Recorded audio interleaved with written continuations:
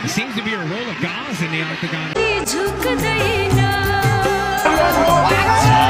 काजमा चन्द्र सूर्य बोकेर आउँछु म त नेपाली माटो शिरमा पोतेर आउँछु। दैनिक 8 घण्टा ढुङ्गा माटो बोक्दा मात्र 200 रुपियाँ कमाउने नेपाली ठिटो जसको कडा परिश्रमले ढाडको हड्डी समेत बाहिर निस्किएको थियो।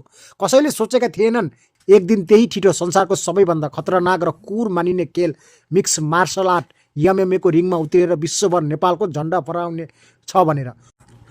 हो, आज हामी कुरा गर्दैछौँ बझाङको एउटा दुर्गम गाउँबाट उठेर इतिहास रच्न बझाङको बाघ अर्थात् रविन्द्र ढाडको प्रेरणादायी जीवन कथाको बारेमा। कसरी एउटा साधारण नेपाली मजदुर अन्तर्राष्ट्रिय च्याम्पियन बन्यो, आउनुहोस् आजको भिडियोमा उनका आँसु पसिना र रगतले लेखिएको सङ्घर्षको कथा हेरौँ।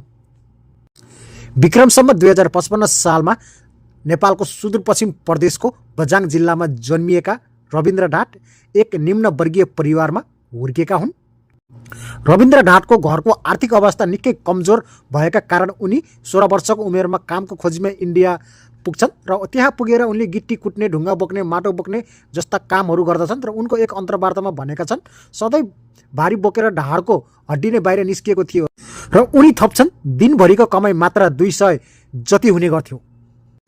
त्यसपछि उनी दिल्ली सरेर जहाँ साना अफिसमा झाडु लाउने र चिया पकाउने अफिस बोयको काम सुरु गरे, तर उनको मनमा केही छुट्टै गर्ने सपना थियो।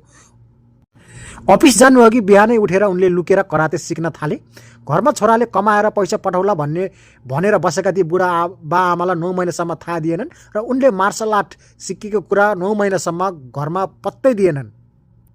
रविन्द्रको प्रतिभा देखेर एक प्रशिक्षकले उनलाई भारतीय नागरिकता लिएर भारतको तर्फबाट खेल्ने ठुलो अफर गरेका थिए, तर बझाङको बाघ वीर गोर्खाली छोराले उक्त अफरलाई सिधै अस्वीकार गरिदिए र उनले भने म जे गर्छु आफ्नै देश नेपालबाट गर्दछु, नेपालको नाम रोशन गर्छु, बरु भोकै बस्न तयार छु, देश बेच्दिन भनेका थिए साथीहरू।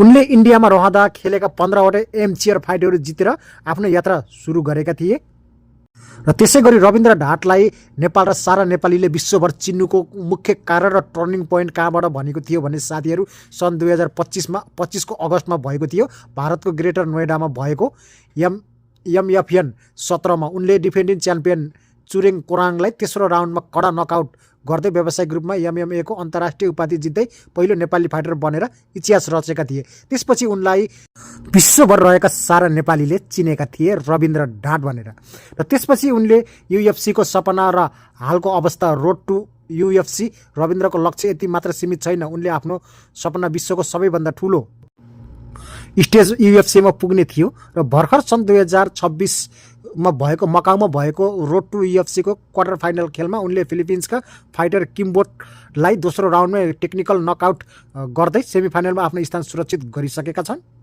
र त्यसै गरी अब उनको सेमिफाइनलको प्रतिस्पर्धी रहेका छन् जुन कासिब मुर्डक र उनी न्युजिल्यान्डका फाइटर हुन् र उनको फाइट भने अब चीनको साङ्घाई सहरमा हुनेछ अगस्त 28 मा साथीहरू। राज्यबाट कुनै सहयोग वा सुविधा नपाउँदा पनि आफ्नो व्यक्तिगत ऋण र आँसु पसिनाको बलमा रविन्द्र ढाडले आज नेपाल र नेपालीको छाती गर्वले चौडा बनाइदिएका छन्। दिल्लीको एउटा सानो कोठामा चिया पकाउने केटो आज संसारको सबैभन्दा ठुलो रिङमा बझाङको बाघ भनेर गज्रिरहेका छन्। उनको यो यात्राले प्रमाणित गर्छ कि यदि इच्छा शक्ति र कडा मेहनत गर्ने हो भने परिस्थितिले जस्तोसुकै तल पसारे पनि आकाश छुन कसैले रोक्न सक्दैन। रविन्द्र ढाडको ऐतिहासिक यात्रा र उनको देशप्रतिको तपाईँको विचार के छ? आउँदा दिनमा उनी UFC को मुख्य रिङमा पुग्ने हेर्न कति आतुर हुनुहुन्छ? तल कमेन्ट गर्नुहोला। देशको वास्तविक हिरो कथा सबैमाझ पुर्याइदिएर दिनुहोला। भिडियोलाई सेयर र लाइक गर्न नभुल्नुहोला भन्दै जय नेपाल लेख्नुहोला। हस्त, धन्यवाद।